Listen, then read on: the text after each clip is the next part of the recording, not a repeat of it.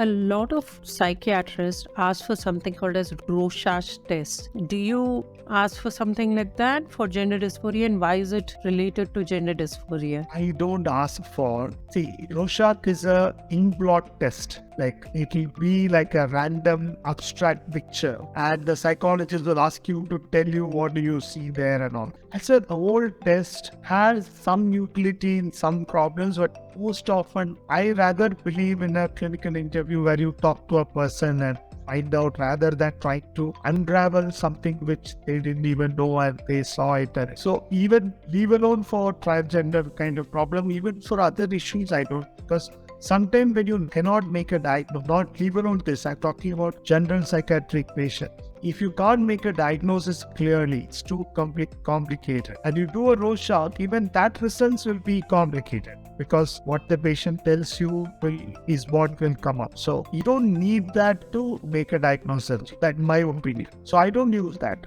And even in any kind of guidelines, it doesn't say you need to do a Rorschach to come to it.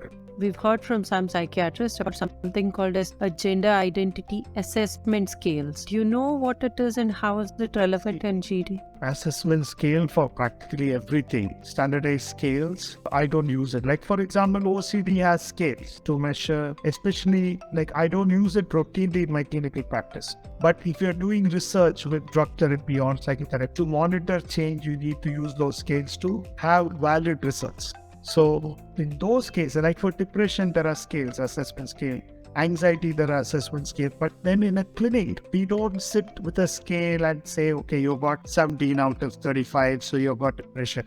I'd rather talk to you and find out whether you have mild, moderate, severe. I thought you would use a scale. So scales are used in research, either for assessment in a large scale study population, or when you're giving an intervention and you're assessing at various points of time. Scales come handy when you have non-professionals using it. Like for example, if there's a large group of people who are being screened for depression and a non-psychiatrist might be using them, so they need a little bit of training to how to use the scale. So in routine practice, I don't use scales because most of the questions in the scale would have naturally come into your interview questions itself. I don't use scales.